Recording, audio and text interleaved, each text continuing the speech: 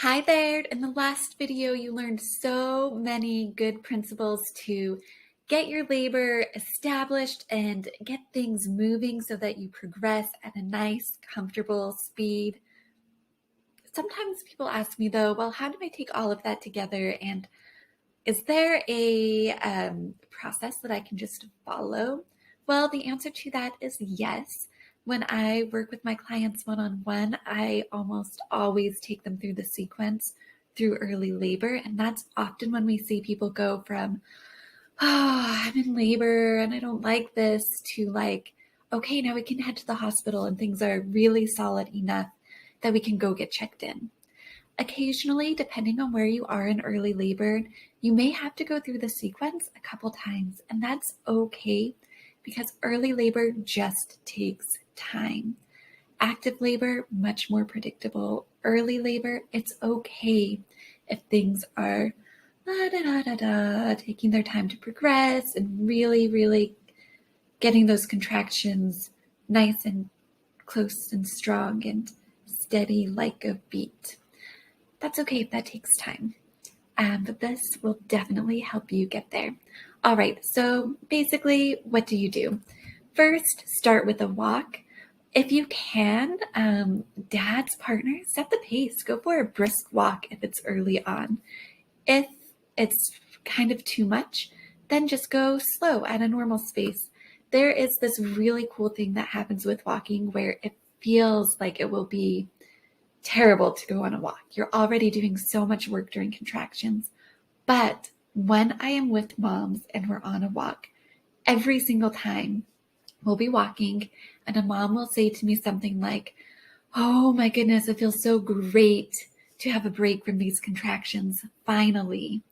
And I'll be sitting there with my contraction timer thinking, nope, you're not getting a break. You're just not processing it the same way because her contractions will be coming and lasting longer. And they're a little bit, who knows if they're stronger, they should be stronger. And they're closer together. All the signs that labor is progressing and picking up and that there's progress being made happens on walks. And moms are often like, oh my goodness, this feels so good to have a break. So even if you don't feel like going for a walk, give it a try. If you can, walk about half an hour, 20 to 30 minutes. And just know when you come back, you get to move on, or you can just take a little rest and have a snack. Lean. I always recommend get out the birth ball and do some leaning forwards. Remember, we are really into just moving a lot in those really repetitive, small motions. So lean forwards and back.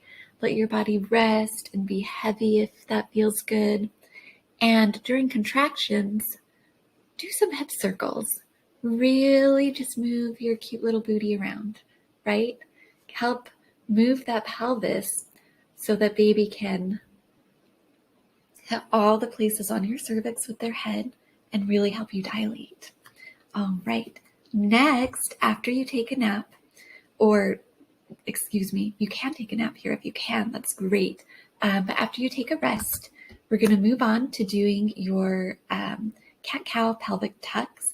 And remember, when we're doing cat-cows in pregnancy and especially during labor, it's more about the going straight and forwards. We don't want to be really arching your spine down and bringing your belly button to the ground much. We're more just coming back to a neutral, strong back.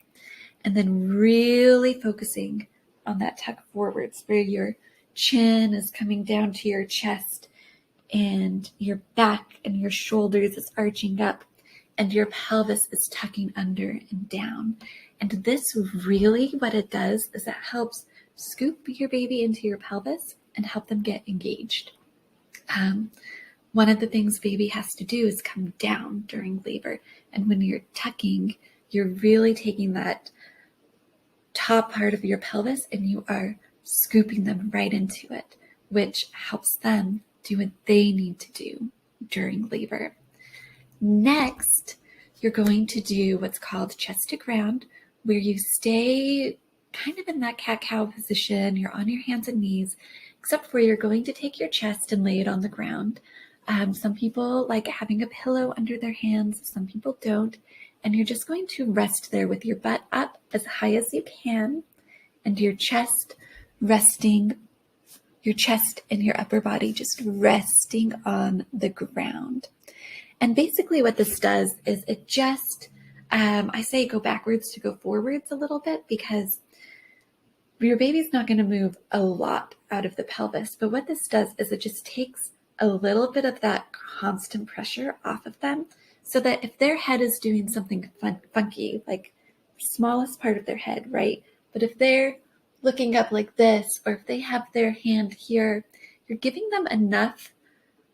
You're still encouraging the labor process, right? Because you are in this hands and knees position, just a little bit modified because you're down. But if baby has their hand up like this, you take the pressure off, that gives them a chance to move it, right? Or if their head's doing something funky, gives them a chance to tuck, so that they can just do the little minor realignments that will make their continued path more simple. Babies will find a way either way, but obviously if you have a nicer presentation, it's less work, less space that the baby needs to create in your pelvis to get out. All right, next, after you have a nice little rest on the ground, again, remember we are going through eat, move, rest. So go ahead and grab another snack.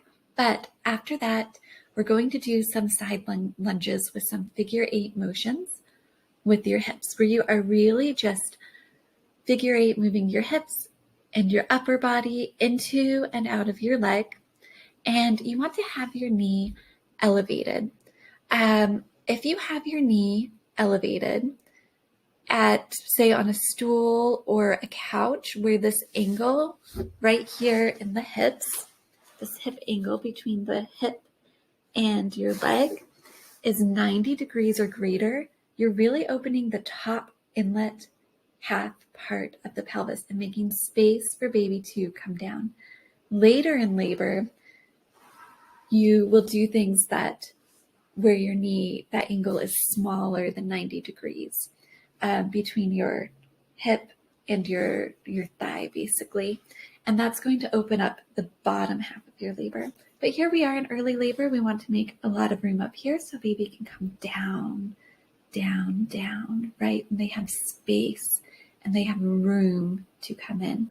So you're going to be just doing, having your foot slightly elevated, not too elevated, but slightly elevated, and just figure 8s, especially during the contractions if you can. All right, then after that, go and take a nice break. If you can, sleep, get into that side laying position and just rest as long as you can. If you can't sleep, that's totally fine. Pick a position where you get the most comfort, whether that is leaning forwards on a chair or on the toilet, sitting on a birth ball, and just take another 30 minutes to an hour. If you're sleeping, sleep as long as you can, and just let your body relax. This is a great time to turn on a show and have some music that you can just really, really take your mind off of the labor process and put it into something else that will distract you for a while you get through another hour or two of contractions. All right, so remember, we are just continually going through that cycle of eat, move, rest, repeat. If you go through this cycle and you can sleep, sleep.